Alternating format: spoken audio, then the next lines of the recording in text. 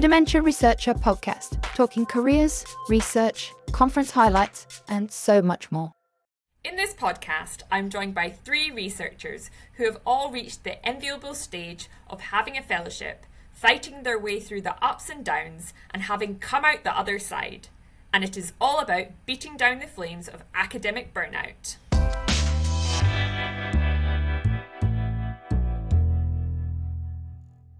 Hello, I'm Dr. Fiona McLean, and I'm an Alzheimer's Research UK Fellow at the University of Dundee. And in the past, I've gone through the pain of burnout. That introduction may sound like the start of an Academics Anonymous meeting, and perhaps it is a little like that, because today is all about sharing insights, strategies, and real-life experiences that inspire a shift towards a more resilient, supportive, and sustainable research culture, and beating academic burnout. Joining me are 3 of my favourite people who regular listeners will all have met before. We have the incredible Dr. Sarah Marzi, the unstoppable Dr. Ian Harrison, and the force of nature that is Dr. Kate Harris. Hi everyone! Hi! For the benefit of those who haven't met you before, we should probably do some proper introductions. So Sarah, why don't you go first? Of course. So hi everyone, I'm Sarah. I'm a senior lecturer at the UK Dementia Research Institute at King's College London, having just moved over from Imperial College London where I did my fellowship, and I work on epigenetic regulation in neurodegenerative diseases. And my group are particularly interested in understanding non-coding genetic variants and their effects, as well as environmental risk factors and how exposures over a whole life course can alter gene regulatory programs in our brain cells and how that might lead to disease. Amazing. I love your research. It's so fascinating. Let's move on to Ian. Let's get to know you a little bit better. Hi, so my name is Ian Harrison, so I'm a Senior Research Fellow at UCL at the Centre of Advanced Biomedical Imaging at UCL. My research group is involved in researching the lymphatic system and clearance mechanisms in the brain that are responsible for removal of proteins that accumulate in neurodegenerative diseases. So we work on both Alzheimer's and Parkinson's as well. Amazing. Thank you so much, Ian. And Kate, why don't you introduce you and your research? A little bit starstruck right now. This is amazing. Okay, so hi everyone. I'm Kate. I am not a senior anything. I think that's probably the thing to clarify. I'm still in my first fellowship.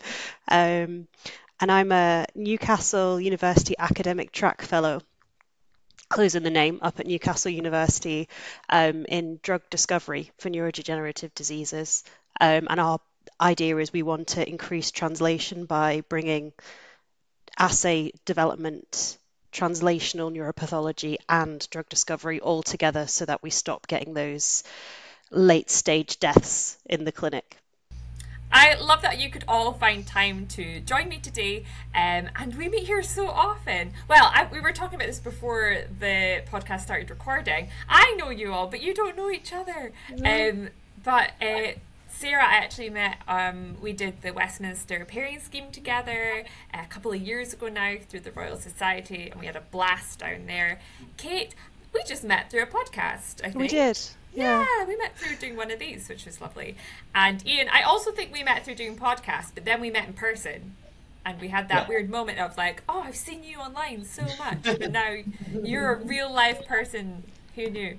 But it's lovely that everyone can come together, and maybe you can now get to know each other. This is how we grow our network, is actually through Dementia Researcher podcasts.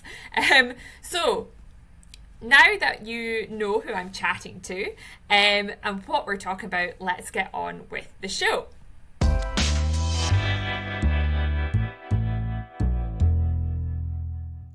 So I think we should first talk about what actually burnout is. I actually looked up the dictionary definition of burnout because I was really curious. And the first one is about literal burnout, when a fire stops burning. So that obviously wasn't quite what I was looking for. But the second definition is this from the Cambridge Dictionary. It says to be forced to stop working because you become ill or very tired from working too hard. And the other thing I found really interesting was that it's technically not a medical condition, but it's recognised as a syndrome, and it's a state of physical and emotional exhaustion. And I don't know why I had never really thought about it even being sort of medically associated. I think maybe we've become really normalised to the term burnout. I think maybe people used to refer to it as stress a bit more, but I think it's kind of more than stress. It's kind of, you're not just sort of feeling the anxiety or stress, it's then affecting your performance and like the way you're feeling. So yeah, let's talk a little bit about people's experiences with burnout and their experience of it. So let's go to you, Ian. When's a time in your career or most recently that you felt burnout hit you? I should start by saying that there's been numerous. There's not just been one. But I think for me, there was a point where I was applying for an extension to my fellowship. There was a point where I knew, where I was like, well, anyway, I'll tell you why. So so I was applying for an extension for my fellowship, and it was taking a really, really long time for because it had to be an out of cycle extension application. It was taking like 6 months or so for the charity to give me any kind of answer or to give me any kind of feedback. And so I was pushing this for ages, and it got to about 7 months, and then my contract was about to expire, and I was really, really stressed. All the time I was trying to write all these papers, kind of supervise students, and loads of like lecturing and other teaching that I had to do. And there was a point where I remember getting the email to say that the extension had gone through and I was successful and they were granting me another few years of funding. And I remember thinking like, all right, okay, that's good. I should probably tell some people that that's done now. Right, anyway, so what have I got to do? And I remember thinking, I remember logging off that day and thinking, I should probably be more happy about this. Why don't I feel, why isn't this like a big surge of, yay, I've won a grant, but it was like, wow. Yeah, exactly. The dopamine hit. Yeah. Exactly. So I was just kind of, and then I was like, oh wow, okay, that's not the right response, is it? And so that sort of period of time, how did that affect you in terms of the rest of your work and then your personal life as well? How did that burnout affect you? Yeah, I mean, because I think I was, with work stuff, I was very much in the rhythm of things. Like I knew I had to turn up to work. I knew exactly what I needed to do. I was trying to be as efficient as possible at work so I could get home, do school, nursery pickups, all the rest of it. But it was one of those things, there wasn't much joy in stuff anymore. Like getting that grant acceptance news, there wasn't much like, oh great, this is a really exciting data set, or this is a really cool experimental outcome. It just kind of flattened everything a bit, and it was then when I was like, I knew that, something had to change, or I needed to, work on the way I was dealing with stuff. Yep, absolutely. Sarah, can you tell us a time about in your career where you've experienced burnout? Yeah, absolutely. And I have to echo what Ian said. It's more than one probably across the years, and it goes in peaks and troughs in general. But I think sort of towards the second half of the pandemic was a particularly difficult time for me. So I was on my fellowship, and like getting the whole fellowship, very exciting at Imperial. Then a few months into my fellowship, the pandemic hits, great timing to start your own lab. But I think for me, it's a combination of work and personal stuff that sometimes comes together, because of course, yes, we are scientists, but we're also humans, and we're not independent of our personal lives. And this is maybe a little bit of oversharing, but that's the way I am. So I split up with my partner kind of throughout the pandemic, and then I had to find a new flat in London, and it's not so affordable, cost of living crisis. So I was really depressed that I didn't feel like I could afford anything, even though technically I was supposed to be having this successful scientific career. Then it was hard to produce stuff. I was learning how to run and build my own lab, and there are so many things that I love about it, but it's also very challenging, and sometimes it just feels overwhelming. There are so many demands on you. You have to, of course, at the end of the day, you're going to be measured in what are you publishing and how much money do you bring in, but all of that has a huge underlying structure of things you need to be able to do across administrative tasks, supervision, people management, networking, career development.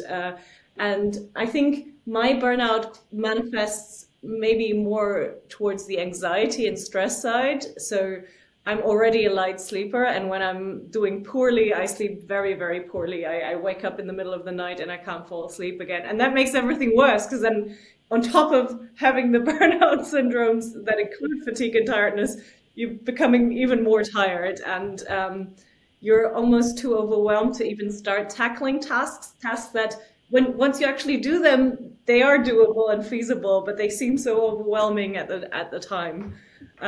So yeah, that's my experience. And when it gets really, well, I had some psychological help as well, and that was really beneficial. And even admitting that I might have needed it took me a while, but it was good.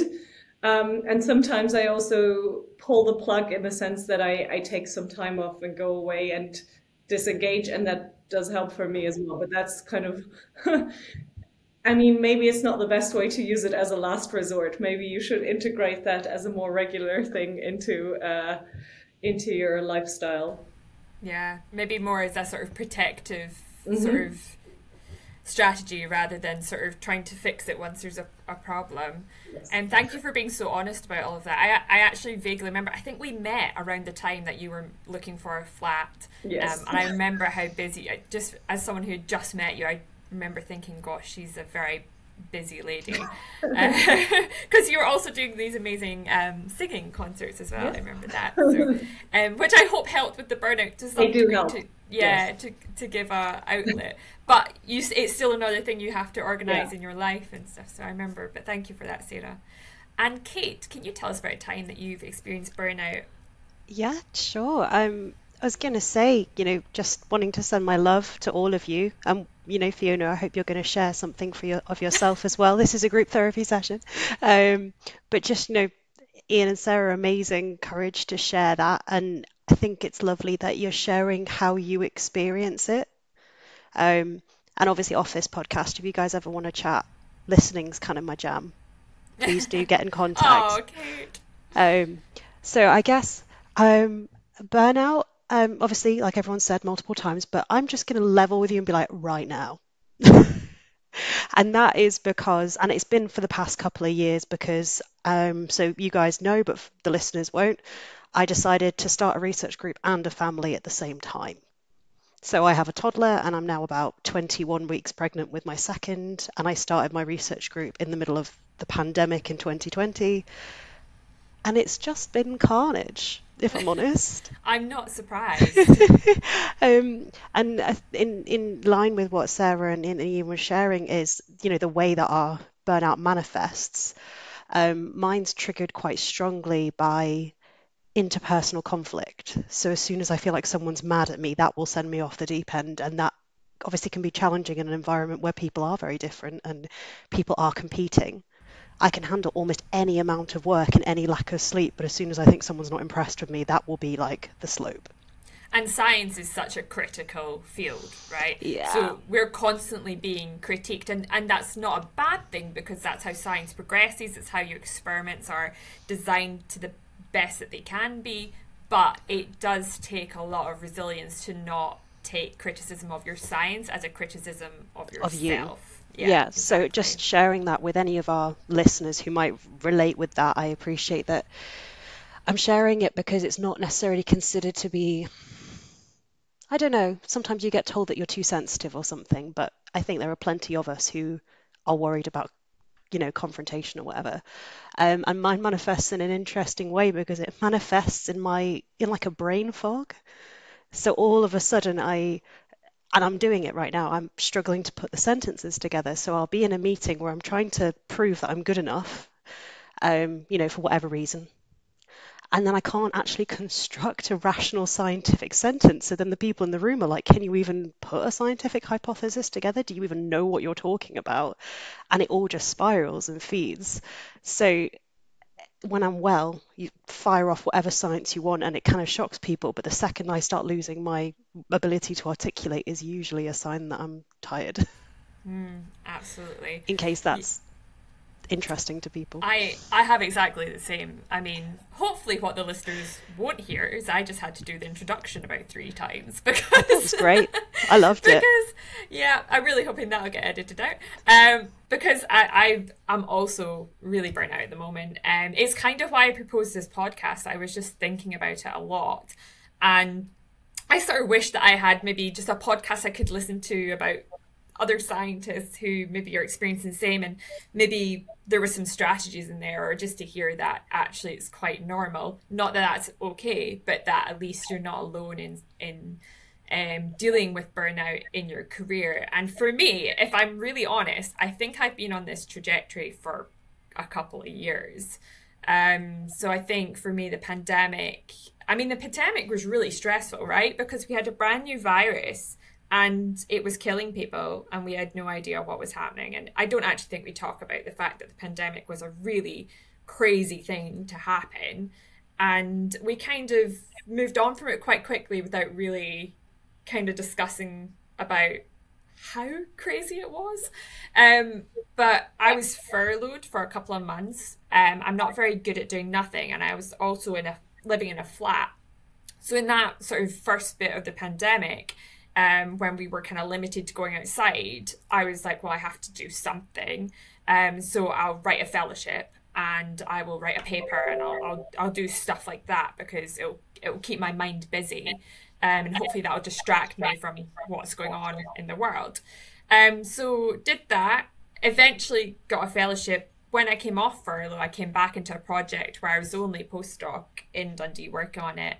And my supervisor, his team, was just me at that point. So I was in the lab pretty much by myself because also we were socially distancing and I work in a hospital. So it was very isolating and I was just trying to play catch up on this project. I wanted to deliver this project. I didn't want it not to happen. So I worked extremely hard to get it done. And then I got my fellowship and that was amazing. And then I sort of went straight into my fellowship, it's a real steep learning curve where you're transitioning into independence and suddenly there's just a higher expectation put on you in terms of what you contribute to your academic environment. In terms of, say committees that you're sitting on or teaching, there's just a lot more expected of you. And there's also a lot of pressure of, well, okay, you've got your fellowship now, so how are you going to make the next transition to, say, tenure track or a PI position? So it's a lot. And then, this is very specific to my fellowship, I'd like to say. There were some challenges getting the animals in that I was going to work with. It's an Alzheimer's mouse model. And because of that, when they came in late, and then when they did come in, they bred extremely well, which is usually a scientist's dream. But it meant that I had a lot of animals to use at the same time point. So the last 6 months for me, Ian's also had this. The last 6 months have been extremely intense in the lab. And I think on the run up to Christmas, I think I worked every weekend for about 2 or 3 months. And when I say work a weekend, I mean 12 hours a day. I feel like I've now just ranted about my life for the last thing.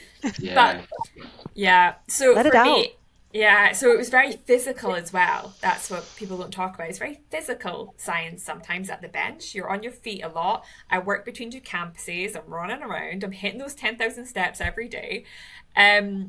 And I think it's just got to the other side of the year. And I've just gone, oh my goodness, it's still not quite over yet with animal work. I've got a year left on my fellowship and people are saying, so what's your next grant? What's your next fellowship? Do you need a spoon to hold up and be like, don't ask me that question? Oh, yeah, a little bit. Just need a wee sign that I wear round my neck. I'm aware Please don't of my ask. future. Please don't bring it up. Yeah. So yeah, it's just and my burnout manifests kind of similar to Sarah's in that I end up getting a bit of insomnia. So I stay up quite late at night thinking about everything I have to do. Sometimes I'll even do some work late at night. And then it takes me a while to get to sleep. And then the next morning I'm tired because I haven't had enough sleep. And then, if you don't get up early and get on with stuff, then you can get a little bit behind and then it kind of is this cycle. So that's where I find a challenge is breaking that cycle. And I don't think I have broken that cycle yet. I need to. I'm not quite sure how to, but I know I need to. And I've got a lovely support network. Like my husband at home is really supportive. But it is difficult. And sometimes he looks at me and he says, but why can't you just get some help? Just get someone to help you. And I'm like, but who? I don't have any staff in my lab, and I've spent a lot of time writing grants to try and get staff, and I haven't got those grants. So now I've not wasted time, but it feels sometimes like a waste of time on trying to get a grant to get staff, and then I don't have the staff, and I don't have the time for when I try to get the staff. And yeah, it's hard. I want to bring you all back in though. So I feel like to our listeners, it's almost a little bit of therapy. Like I say, I proposed this podcast, and maybe it's just because I just can't afford therapy, and I thought, let's get together some people I know who are very wise. Maybe they can help me. Thank you. So let's talk more a little bit. We kind of touched on it already, but why does burnout happen? So I think for myself, I can identify that as well, the pandemic was a really strange situation, but I guess maybe unluckiness with what happened with my animals in my experiment and them coming in at a delayed time. But maybe I've been a bit overambitious. I don't know. Maybe with that delay, maybe I should have taken an experiment out. I don't know. I'm literally thinking about this right now. May I interject and suggest you're a little kinder to yourself? For example, I hate the word should. Should, I feel like, always implies negativity. I know. And I feel like blaming yourself, you wouldn't want anyone to blame themselves for their burnout, would you? No. Oh. How about reframing? Sorry, the coaching training's coming in now. I know. How can you reframe that? Instead of saying, I should have done something, I guess you reframe it and say, well, what did I do? What did I do? What did I achieve? And what could you do differently? What could I do differently? Probably just stop. If you're overambitious, overambitious has got quite a negative connotation to it, but maybe you had a lot on. Yeah. How do you feel? Ambition is a really strange thing, actually, and it's really strange in academia, I think, because actually it's kind of required, because when you're writing grant applications, they probably won't get funded unless they have an element of being ambitious to them. I've seen back on grant applications, I've seen this experiment or this proposal is too ambitious. I've seen it's not ambitious enough. So I'm really curious, what is the right level? No idea. That's the eternal contradiction of the grant proposal. Have you not learned that yet? At the same time, too ambitious and not interesting and innovative enough. And is it feasible? But so Sarah and Ian, obviously being more experienced than us, might have some thoughts on this, and maybe it is just us. I don't know, but have you guys found it harder to get grants since the pandemic? Well, I've only really started applying for grants since the pandemic, like proper bigger grants by myself, right? And yes, I've always found it hard to get grants. I'm not there yet. I've been successful sometimes not. I think going out on your own without having a big name yet is a major step and hurdle, and I've written similar things with more famous people on my grants and they've fared better. And part of that is because I guess you need to make the reviewers and the funders confident that you can actually deliver on what you're saying. And if you don't have that famous name and track record yet, that's harder to prove or to make them believe. But part of it, it's also just heuristic reasoning, as we all do and as grant reviewers will do. Of associating big names, big labs with successes. I don't know. I still have much to learn, but you got to keep going. You can't let it get to you. And I say that despite being aware that I always let it get to me. It's the time shortens, doesn't it? The amount of time that you need to sort of wallow. That's true. It does. I was short. over yesterday's rejection within about 2 hours, which is a personal record. I was proud of that. Yeah. I mean, I remember my first big rejection. I cried in the middle of Dundee. And some Dundee locals actually came over, and I can't even replicate the accent because it's just so wonderful and just but they were basically like, "Are you okay?" And I was like, "No." And they were like, "I'm sure you'll be fine," and then kind of walked on. But I remember just being like, "Oh my goodness, this is so embarrassing." And then ever since then, I don't think I've ever cried again. I think it sounds so bad. You're all cried out. Yeah, I'm too busy to cry. Like, You haven't got time for anyone. I don't have time for crying. I think you just become a bit Ian, numb doesn't to it. Like you were saying, Ian, that it's not just as well the lack of success, although that is my biggest burner outer. It's also the amount of time and effort and waiting, and you feel like your whole career is hinging on finding out something that I mean, I'm so happy for you that yours got extended. That's amazing. So congratulations. I wonder if in many cases I've started just assuming they're not going to come. So I'm like, my time and career is hinging on something that I do not believe I will get. And yeah, that's one of the most frustrating things I find as well. And with rejections, I think I'm similar in a similar position to Sarah. I think that I've only ever started applying for bigger grants post-pandemic, when I've been kind of independent. But I as I started applying for this stuff, I found grant rejections harder to swallow, because with a paper rejection, you can be like, okay, well, it's gonna get published eventually. God knows where it's gonna be, but I'll get it out somehow. But with a grant rejection, you put so much time into it, and all the other stuff that you have to do, all the finances, and making all of these flow charts and Gantt charts and everything to kind of demonstrate that you can do the work. And then after that, you're like, oh, okay. No feedback. Okay, great, thanks. Yeah.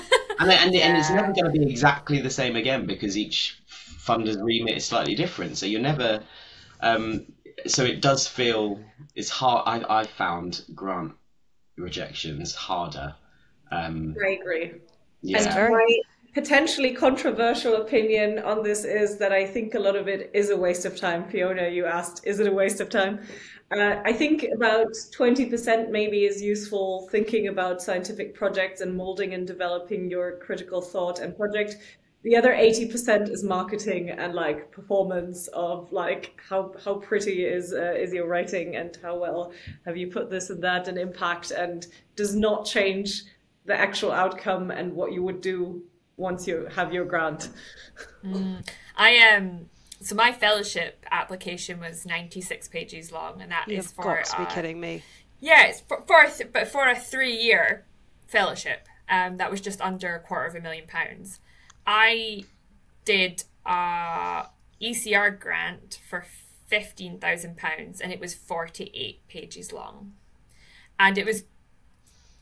And the reason that I submitted it in the end was because I'd gone so far. I was like, I am going to finish this. And I did get it. And I also thought maybe some people would be put off, and therefore there might be a better chance of it getting funded. I love this. Yeah, but if you look at, like, if time is money, if you look at how much time it took versus the money that came back for it, you've got to ask yourself, was it worth it? Because I'm getting to that point now, and another researcher gave me a really good, a bit of advice where they said, Fiona, you're getting to that stage where you've got so much to do, you can't do everything to the best of your ability anymore. And you're going to have to accept that you're only going to be able to do something to 70% now instead of the usual 100% that you're used to. And you need to get comfortable with that. But remember that maybe your 70% is someone else's 100%, so don't feel too bad about it. And that actually really helped, that person saying that to me, because it kind of lowered my expectation of myself as well. They sound lovely. Can we please? Yes. Oh yeah. Well, it's Chris Henstrig. He's absolutely lovely. He's do with that boost. He's a researcher at Dundee, and yeah, I've always, that bit of advice has always stuck in my mind.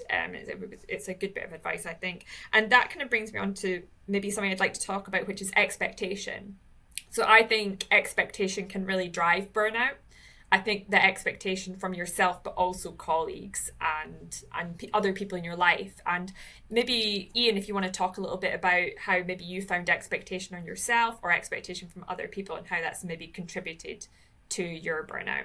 Yeah, I mean, you when you were talking earlier, Fiona, when you kept using the word should, like we said, that kind of epitomizes it, right? So you said, I should do this, I should do that. That's your expectation that you've put on of, your work output or your, the paper output or funding. Like, this is what I should do. You've decided that's your decision. But yeah, expectation. I think one of the things that I didn't, kind of moving from postdoc to PI, one of the things I didn't expect was the amount of other stuff there is to do that you don't factor that in. When I was writing my grant, I was kind of writing it as a postdoc who was like running in the lab, like I knew everything I was doing, and it was like writing a grant that I was like, if I get this money, I could just do this like that. But then there's all this other stuff that comes along, like you get added teaching responsibilities, you're on these kind of managerial panels, you start doing more grant reviewing, paper reviewing, all of this other stuff. And because there were these kind of isolated groups of people all having an expectation of you, you never want to let any one of them down. So you never want to return that grant review late, or haven't read it well enough by the time the review board meeting is, things like that. And then you don't want to neglect your students in the lab because they need your expertise and your supervision.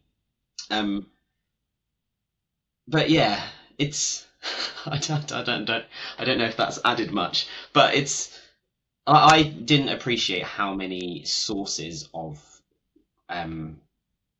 my time or my energy there would be, on how many different drains of that there would be when I moved to PI.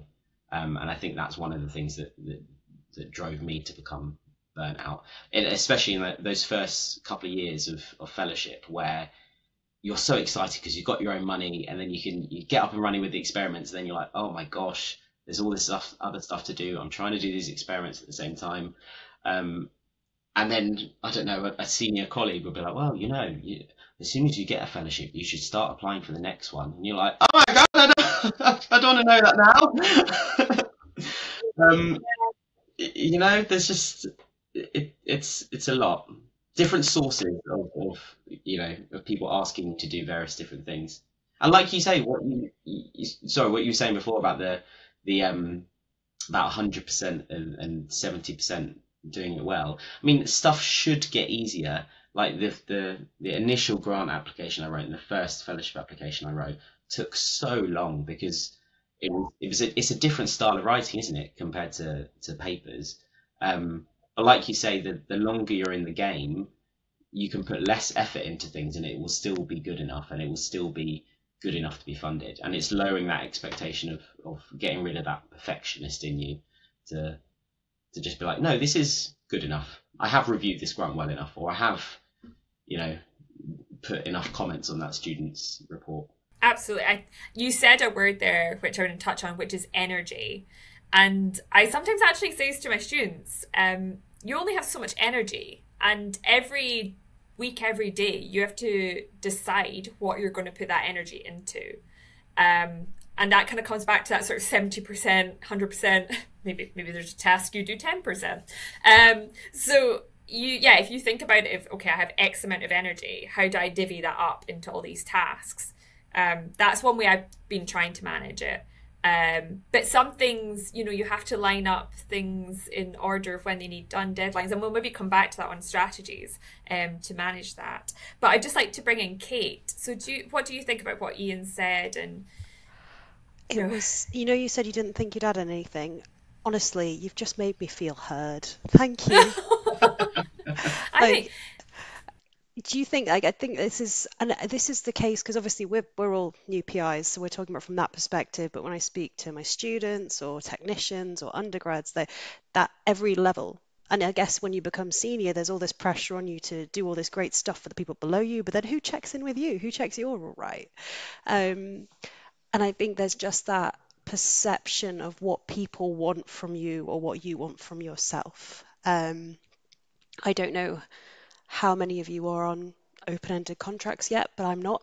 So trying to get tenure is one of the, well, we don't have tenure in the UK, but like that is something that's always on my mind because I'm like, well, I've got to impress all these people so that they decide that I'm worth a job at the end of it. And I also, and I talk about this quite openly in the university. I try and give these talks on how to find your way when you sound different to everybody else, or when you're just not. Because, I wouldn't necessarily say I come across as your stereotypical scientist. I'm a bit goofy. I don't necessarily, and sometimes that can have its own challenges because you're expecting so much of yourself to. I guess it's probably all in my head. I feel like I have to prove I'm clever enough. And that personal expectation can really weigh on you. So what I was going to say is it links in with what you were asking, Fiona, and what people have mentioned is I've noticed that my times of burnout usually come after a period where my confidence has been knocked in my ability to do the science. So do you think that it comes down to a little bit of imposter syndrome? Probably, because I feel like I then have to prove myself and then I work too hard to prove myself. Whereas when I'm like, do you know what, I've got this. I'm creative, maybe a little less productive than other people, but I am creative. I look after my team. And if I can just have that space and that freedom to enjoy the science, I don't feel that burnt out. But as soon as I start thinking, but that person thinks I'm dumb or that person didn't like the grant thing I wrote, I then start to. And it might be a very personal thing, but I've noticed it is like it's linked to my own personal confidence, whether I'm burning out or not. I think for me, imposter syndrome drives burnout, and burnout drives imposter syndrome. So you can end up in this cycle of, oh, I'm not good enough, and then you are tired and stressed about thinking how you're not good enough. So then that burns you out. So then you're not actually maybe performing as well as you could. And my brain. Yes. For those listeners that don't know or didn't know, pregnancy brain is a thing. I feel like I'm losing an IQ point a day, and I'll open things that used to be child's play and I'll stare at it for 2 hours. So if it makes you feel better, I'm not pregnant and I'm also opening things and staring at it for 2 hours. So but if we can normalize it, so when our students come in, I think this is, and I wonder if I'm accidentally leading on to something new, is actually we're trying to create this culture in my research group. I have no idea if I'm getting it right, probably not, where we actually own up to when we're having complete mares and when we're feeling dumb and when we're feeling burnt out. We have like mental health group meetings and people go, oh, you're wasting your time with this. And I'm actually like, well, if we're all in it together, we don't feel so alone. And obviously, if we know who's suffering the most at any one time, then we can take a bit of the load off them. And even if we just have a complete mess up on the board when we're drawing out chemical structures or whatever, we can all laugh about it together. The world doesn't end. So maybe something that's essential is teamwork. I guess this is where I'm a bit sad because I don't have a team. I would actually like to say I've got a really good medical student at the moment who's doing an intercalated year, and he's doing a data analysis project, and it sort of touches on what Ian said about joy in science again. There's data I've not had time to analyse. I've just been collecting it because I've had to collect it because that's the animals are there and they have to have the data collected from them. And in some ways it's good for the science because it means I'm kind of blinded. But I've now got this student who's now analysing this data, and there's some really interesting stuff coming out of it, and it's unexpected and it's kind of not what the hypothesis was, but it's still interesting. And I did think the other day he showed me some data and I was like, oh, that is really interesting. And I had that wee dopamine rush about the data and I was like, oh, this is what I've been missing a bit. So sometimes when you can bring someone into your team to take on a role or a task, even if it's something that's maybe quite small, it can actually massively alleviate some of the pressure, some of the stress, some of the burnout.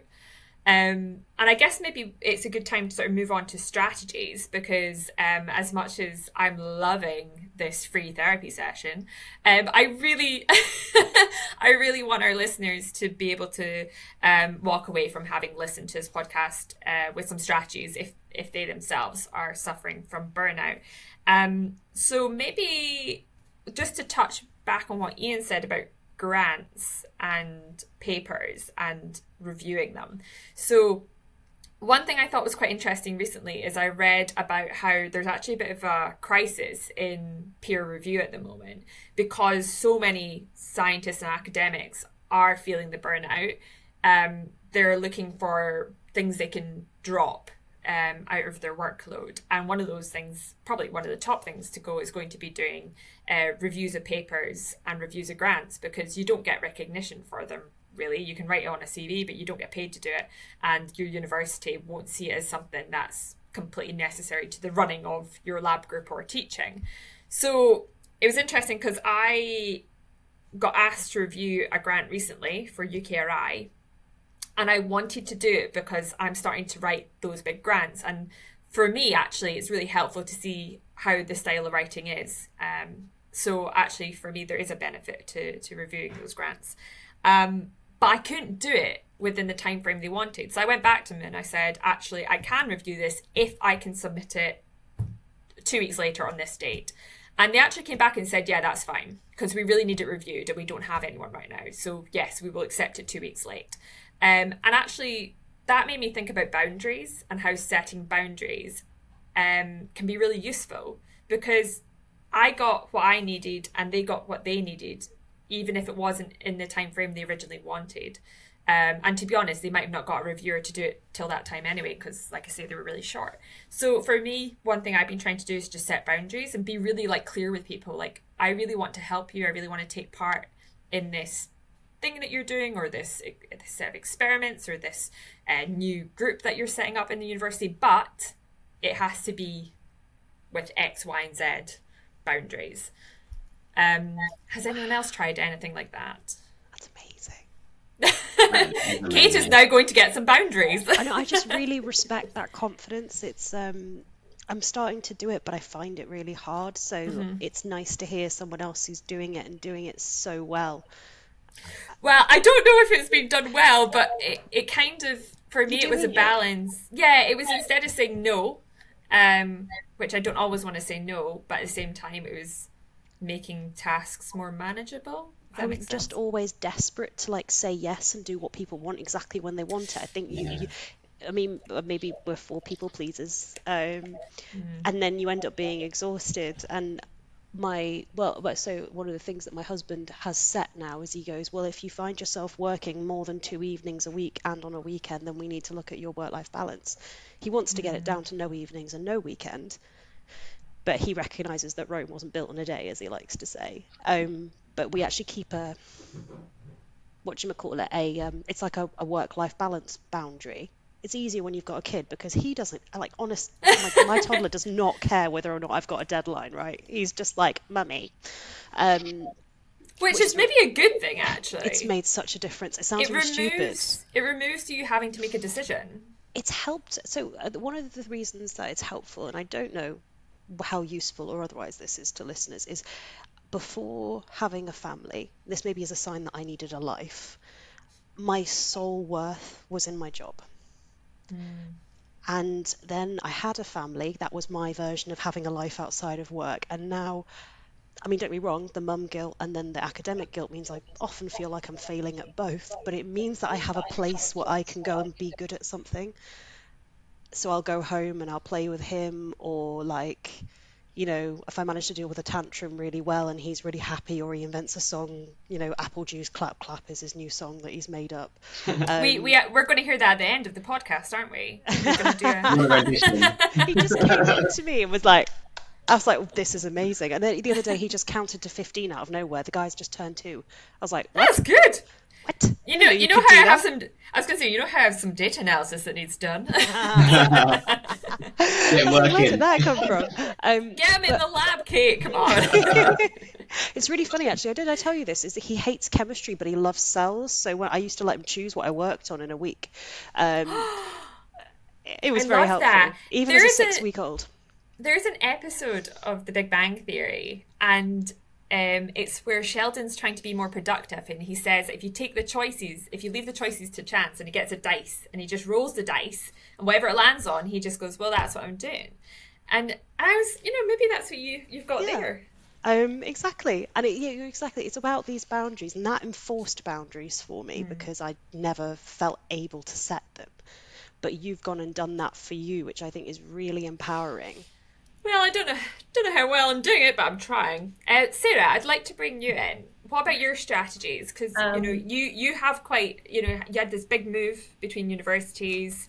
Tell us about your strategies and how you've coped with that. Well, first I was going to say what Kate just said resonates super well with me. I don't have a family, so not in that very, very one-to-one sense, but I think the idea that not your whole identity can hinge on being a scientist and your scientific success, because that is a major vulnerability. And then if anything goes wrong, it hits you all the more.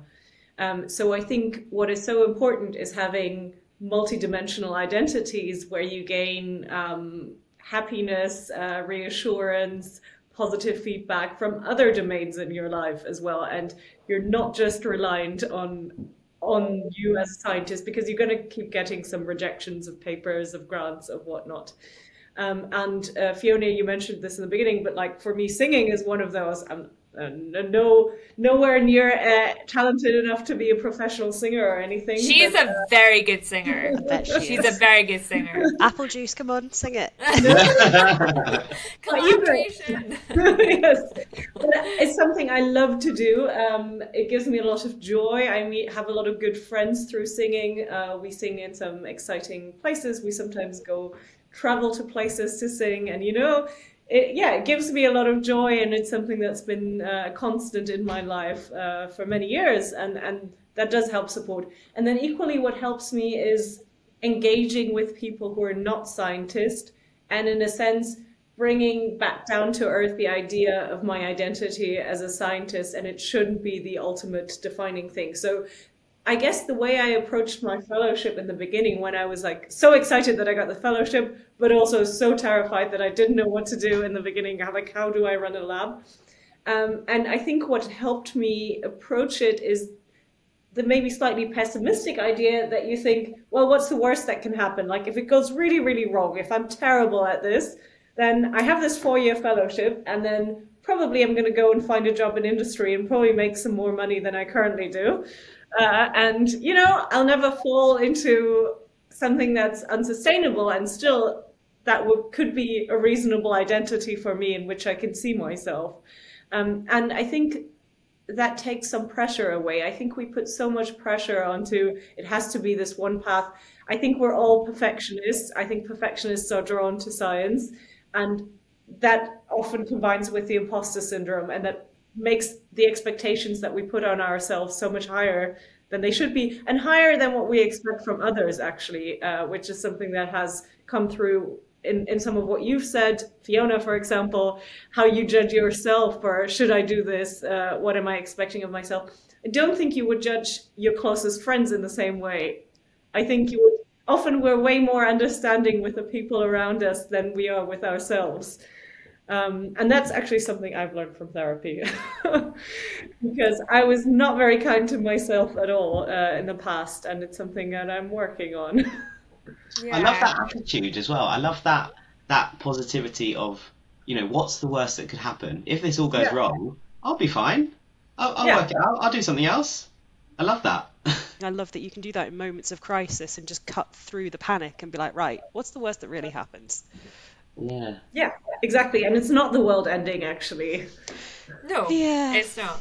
Yeah, I think maybe I think that whole theme of identity is really interesting, and I guess maybe where's your place within the lab? Where's your place within society almost? And when you're talking about things that bring you back down and ground you, it's actually where public engagement's quite nice to do occasionally. Like I know it's an extra thing to do, but I really do like talking with we have like patient groups for diabetes that I've spoken to, but also through AIR UK, spoken to people who either have a dementia-related illness or are carers of people who are suffering from dementia.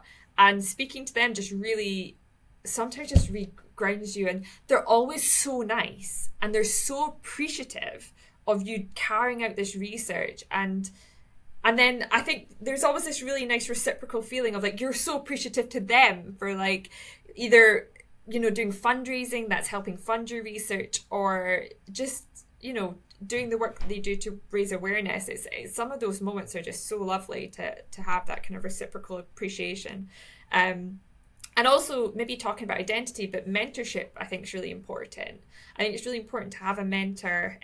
I have a really good mentor here, Mike Ashford, who is very, very good. And I think he knows I'm a little bit burnt out at the moment, because I just saw him earlier this morning and he said, I've got some chocolate for you, but I've left it at home.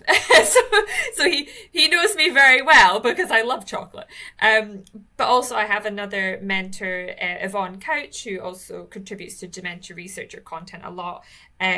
I was paired with her through the Alzheimer's Research UK mentorship programme, and she's been very good for kind of grounding me. And I think she's such a wonderful scientist, yet she also sometimes is is saying, oh, I didn't get this grant, I didn't get that grant. And this is what I was going to say, is maybe something that I've realised talking to you three is one of the reasons that I asked you three to be on this podcast is I think you're all amazing. I think you're so successful and just really great people as well. And so I was like, if they're feeling burnt out too, there's this idea of like, to be successful, you have to be like managing everything and be hitting everything. But actually I've just realised if the three of you are also a bit burnt out, but are in my eyes extremely successful, the two things aren't maybe as related as I thought they were. So maybe we can still be successful and maybe not be as burnt out as we are by dropping a few things. I'm scared to say drop a few things. In the last 6 months, I've actively made those choices of saying no to stuff. And it's what really, have you said no to? It's really empowering when you do it. What? So I was involved in one of the CDT kind of doctoral training schemes that I'm involved in, that's administered at UCL. So I was involved in shortlisting the applications and interviewing candidates. So last year there was 188 CVs to go through. Wow. And it got divided up. So each panel member had to review half of them. And you have to give each one of them a score based on their CV, their academic background, blah blah blah blah blah. And then you have they get shortlisted, and the top ones go for interview. And then it was being on and asking questions in the interview panel. The interview panel itself takes 3 days, and wow. the shortlisting of them, you're giving these applications a few weeks in advance, and it just takes such a long time. Anyway, I did it last year. And the kind of opportunity came again, and it's Selena Ray who organises it, and she kind of approached me and she said, could you do this again this year? And I had to say, I was like, you know what, I don't think this is going to be a good use of my time right now. I'd love to, keep me on your list and please ask me again next year, but right now I just have too much that. Yeah, and it was really, and I got a lovely email back from her saying like, I really appreciate your honesty. Thanks for, it's really good. We should be championing things like this. Like, I'll keep you on my list, but it's really lovely to get a positive response from saying no to somebody, rather than them being like, she's great. Yeah, exactly. Can we bring her to Newcastle, please? Because you always think of that, of saying no, of being expecting the response back of being like, oh, okay, well, we'd really hope that you would do this, and you'd get some resistance, but it's really nice to often you don't have it validated. Yeah, you're right, there's some lovely people at all our institutions who actually, if you do level and you are honest, like, they do really appreciate it. And the thing I loved about how you handled that, Ian, was you said, please don't count me out forever. I want to be helpful. I just can't handle this right now. Yeah. And I just think that's such a nice way. It might be useful, I guess, for those wondering how to say no. That is a perfect example of how to do it, like, so that you're not, kicking off at anyone. Yeah. And it's about recognizing that challenge before you get so emotional that you might word it differently, I think. So you clearly picked up on it in advance of time and didn't just go, no, I can't, and combust. You were like, I'm really sorry. And I just think that's really lovely. I think we maybe move on to a little bit more of a summary here. And the things I've kind of taken, you see, I've got a pen out. You can't see it if you're listening to the podcast, but I've got a pen and I've been writing notes, which I don't usually do during the podcast recording, because I just think there's some like quite interesting strategies and themes that have come out of this. And I think one of the things is, mentorship, I think, is really important. And mentorship out with your institute, because sometimes you need someone who isn't within the system that you are in order to sort of give you perspective. But also, you do need mentorships within your own system, because they understand it and how it works, so they can help you be successful within it. So I think there's always space for two types of mentors, one within your environment and one out with. I think saying no, or what I'm going to take from Ian, saying no or not right now. And I think actually that is really important, because we often say about learning to say no, but maybe actually learning to say not right now is better, because you don't want to cut off opportunities for yourself in the future. So I think actually that's really, really good. One thing that we maybe haven't talked about, but you kind of hinted to, Ian, was templates. So as you go on and you write more papers and more grants, is actually keeping templates of maybe some sections, so things like public engagement or data management, which are sections of grants that are now being required, keeping templates of those that you can That's a good idea. use. Yeah, and that'll take away some of the extra writing work that maybe is required. Everything, Fiona, of like job adverts that you write. Really? Wow. Keep a template of everything, basically. I'm not an organised woman, can you tell? You will be now. If you can make that change in me, I will thank you forever. I think setting up boundaries as well, and actually maybe just be more vocal to the people that you work with about maybe why you're saying no or not right now. So, these are the reasons why I've got to put focus into my students, because they have thesis deadlines, or I've got animal work and those animals, I need to collect that data at a certain age. Or I've got a grant deadline and I really want to put in this grant, and therefore I have to make that deadline. And I guess it's about prioritizing as well, which I don't think we've mentioned that word, but yeah, what are your priorities? And then coming on to priorities is actually priorities not just within your workload, but also in your life, your whole life, because you only get one life. Do you want to spend it burnt out the whole time? I don't. So, and also that's not useful to my work environment as well. They don't, they want the best version of me. They don't want a burnt out version of me. So I think it's about having, those hobbies, making sure you're making time for the people that matter in your life. And yeah, just doing things that you love, because at the end of the day, we all ended up here because we loved science. And just to cycle back around to what Ian said, is you don't want that love to go, because it sounds like you stopped getting that dopamine hit. And we all love that dopamine hit when you discover something or you see a bit of data and it makes you really excited. And, if you're not feeling, and if you're not feeling that, then there's something not right and that needs to be fixed. Is it okay if I add on to a couple of things you've said? Because just to expand, because you've mentioned some really great things. So the first one I was going to say is I always say that there's space for what I like to call a Fronto, like someone who you really admire as a person and who gives you a boost. I've got an incredible one at Newcastle called Lucy Asher. I've got a Fronto. Now you said it. Right. Mine's not in science though. She's in a totally different field to me, but she's a person who for me, it's about acting with what I believe my level of integrity to be and producing that authenticity in my team. And she's not even closely related to my field. She's in the same faculty, but there's just something about her her personality and the way we feel when we get together, that it is a mentorship, because she reminds me that you can be kind and accommodating and gentle and humble and still be a professor, and I think that special relationship, I always think there's space for a friendship, as I call it. I love that. And I think, having different mentors for different areas and not trying to completely fulfill what one mentor wants of you, because otherwise you will combust. Yeah, absolutely.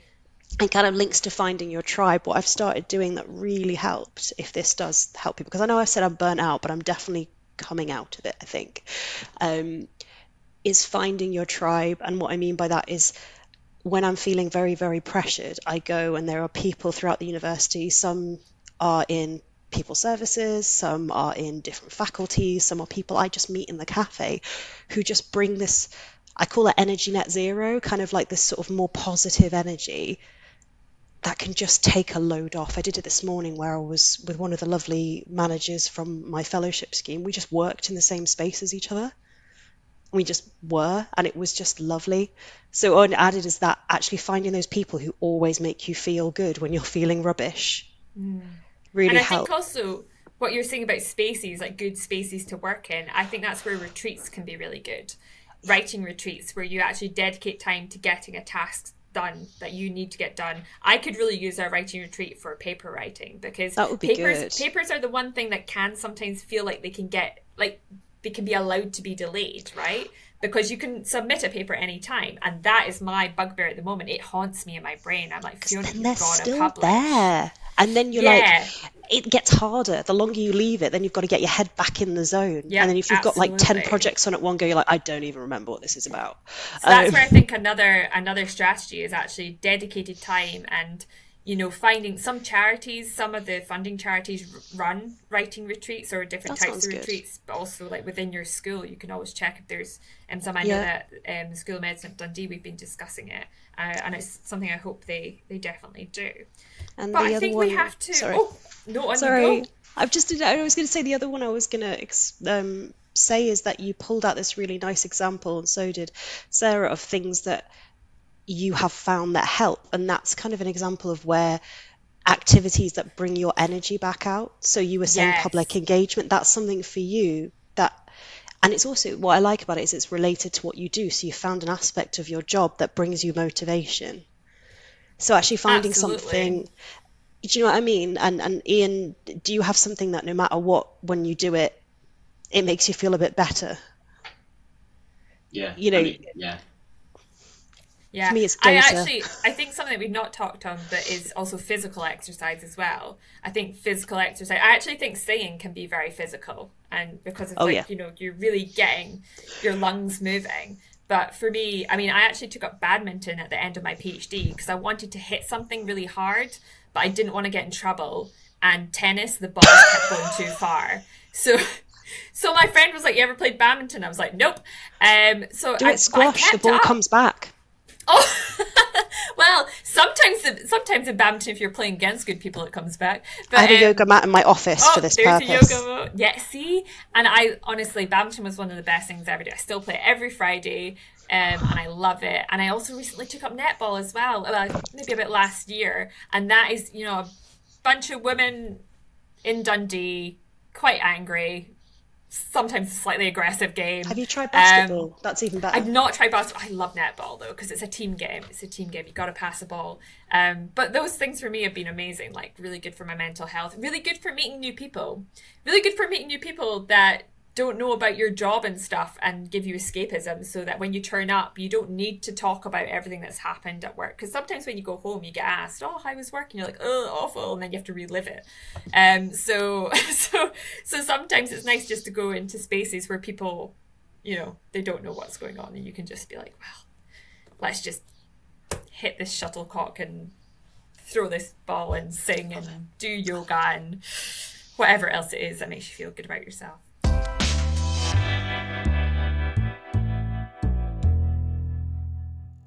But I think we have to come to the end of our podcast. or as I'm calling it, my free therapy session.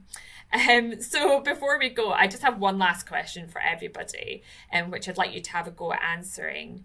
And that's just, what is one single piece of advice you can give to any researcher listening that might have been affected by some of the issues that we've talked about today, that could help them? And let's start with Sarah.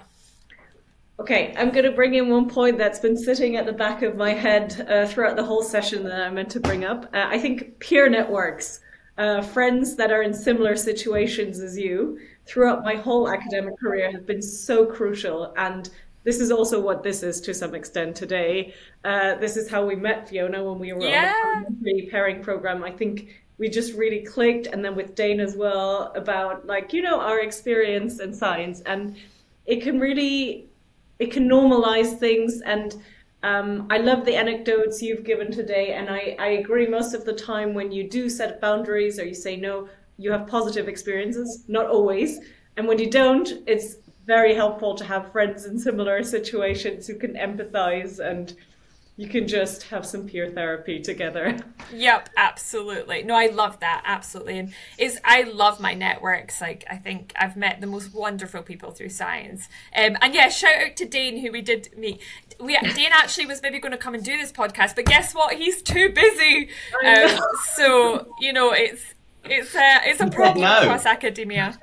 He said no, though, and Dane set himself a boundary, and he said no to me. And you know what? I absolutely understood, and there you go. There's a perfect example of it being absolutely okay to say no. Kate, what's your one piece of advice for any researcher listening? Be kind to yourself.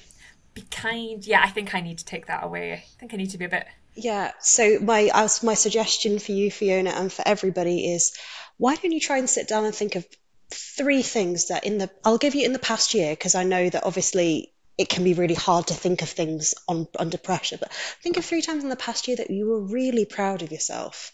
And it can be tiny. It can be saying no. It can be having a direct conversation. It can be getting some great data. Just, there's good. It's just we're not in the habit of searching for it. Yeah, I love that. Thank you, Kate. And Ian, what's your piece of advice? That was lovely, Kate, and I completely agree about the being kind to yourself. I would say, you know, setting boundaries is good, and giving yourself limits as to what you know you can achieve and what you can't achieve, but normalizing that as well. So if it's like we were talking about earlier, say you needed to work outside of hours, so you need to do a bit of work in the evening. Like, that's okay, as long as you're okay. Like, it's not, don't beat yourself up from having to do extra work in the evening. As long as you're doing all right and you're mentally okay, then all good. I like that too. Oh, what about you, Fiona? What's my piece of advice? I think maybe it's about success and what success looks like, and maybe readjusting what I think my own success is. Maybe I'm being quite successful. I'm gonna sit and talk about it. I know. I think also we can look from the outside at people's careers and think that they have just shot to success, but you really don't know the ups and downs that it's taken to get there. And I think actually if you speak to most people, it's not been linear. It's probably been very up and down. And I think just realizing that, you know, everyone's human.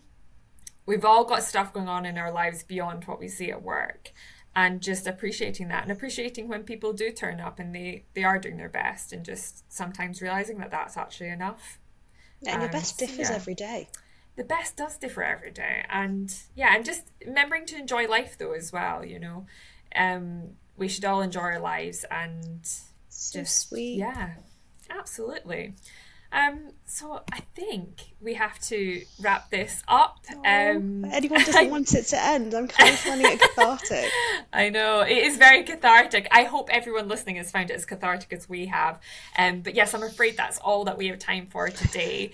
If you can't get enough of this topic, you can visit the Dementia Researcher website, where you'll find a full transcript, biographies on our guests, blogs and other podcasts on this really important topic. Of course, I should add that Dementia Researcher is also here to help. We publish blogs, job listings, funding calls, and we have a whole host of resources that we hope can help you.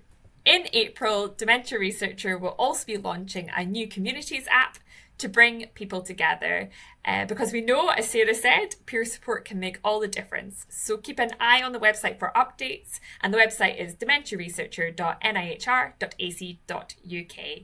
I would just like to take this moment to thank our incredible guests, Dr. Kate Harris, Dr. Sarah Marzi, and Dr. Ian Harrison. I'm Fiona McLean, and you've been listening to the Dementia Researcher podcast. Everyone say bye! Bye! Bye! The Dementia Researcher podcast was brought to you by University College London with generous funding from the UK National Institute for Health Research, Alzheimer's Research UK, Alzheimer's Society, Alzheimer's Association, and Race Against Dementia. Please subscribe, leave us a review, and register on our website for full access to all our great resources. dementiaresearcher.nihr.ac.uk.